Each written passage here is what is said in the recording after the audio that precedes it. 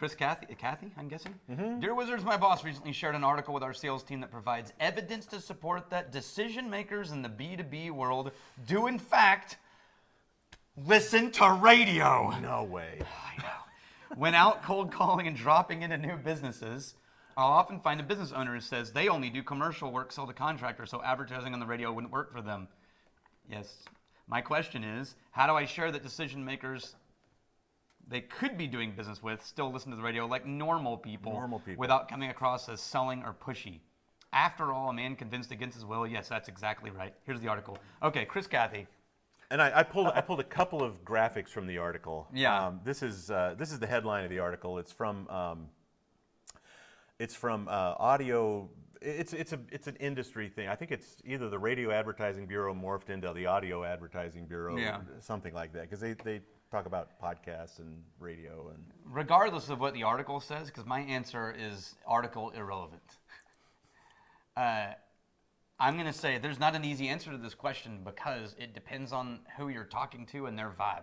Some people will use sentences like that because that's the only words they can think of to get rid of you. And they're not actually looking to get convinced, and they wouldn't be even if you showed them the article and the proof, because they don't actually care about whether or not they're people. They just don't want to talk to you and work with you.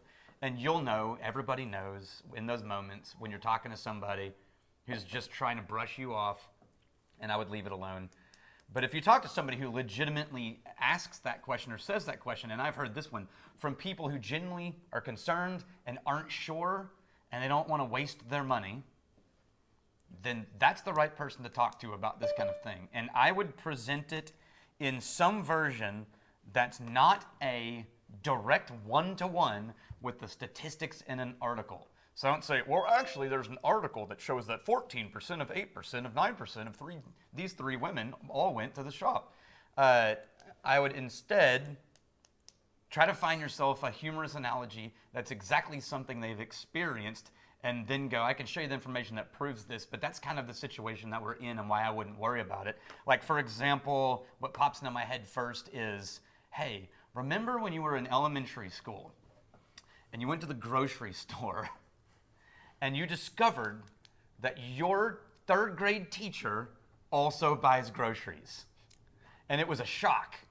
You're like walking down the aisle and you're like, Miss Simpson, what are you doing here? And it was very weird. Just like they're not a real person. They're just my third grade teacher. It never occurred to you until that point that they had like a family and a life and also went shopping and maybe rode bikes on the same trails you did. And we're a real human being. Yeah. But it doesn't change the fact that that's how the world works. And then I'd follow that with, there's actually real studies that have been done on this because it's important to a lot of people. Radio is the most effective platform to mass media to market in the planet. And there's a lot of businesses that don't want to walk away from that. Mm-hmm. Like, why? Oh, I have B2B. I guess I don't get to use the most effective marketing platform in the world. And so there's a lot of people who've done the work to prove that they can still use it. And we've got those. And what it shows is business people are humans too.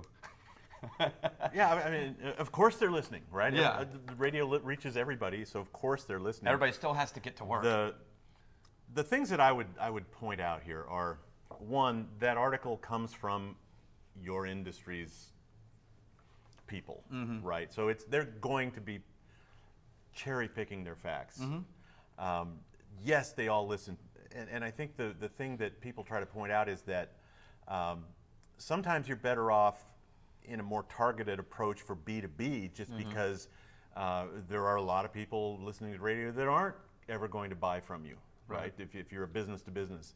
And I think my experience as running a radio station for 20 years for my family was, we didn't get a lot of business advertising on the radio, right? We ran our own ads saying, hey, you want to reach people, but it always took a salesperson to go out and close the deal. Right, so and I was in a small town. There just weren't that many business owners or advertisers, but that was B2B, right? It's a radio station. Right. And the other thing I'd point out is that the facts that they cherry picked in this article, and I'm not going to go deep into the article, but they're talking about like just these 5: ZipRecruiter, USPS, Granger, Indeed, and Dell. Yes, they sell to businesses, but they also sell to consumers, right? So a recruiter, it's like, oh, we need businesses to buy ads for employees, but we need people to come look for jobs too. Right. So they're going to be able to hit both. So they're hitting both of their That's audiences. like when we've written ads for hiring ads for plumbers, you're also advertising to the people who would hire the plumbing company at the same time. And So you're teaching them the kind of people you hire and what matters to you. And so that is pretty specific. Whereas if you're selling like chips to a person who's making hardware for new phones, it's like that's pretty dang targeted. Mass media, radio, you're not going to see those numbers. You're just not. I think in the last video we did, somebody had a question about an asphalt paving company guy who just wanted people to know that he still owned the company. Yeah, it's still me, guys. Right? It's still so sure. Like if you can find B2B customers that just have this need to be present in the community and let people know, hey, we're here, we're proud, we've got 2,000 employees here, we don't sell a thing to anybody in this town, but we love living here and we love our employees, and so we want people to think well of us and apply to our jobs when we post them and those kinds of things. I think that's good too. I think my wrap on that question is the thing you ended with, which a person convinced against their will, that's really the whole point of this thing. Facts secondary. Pete Con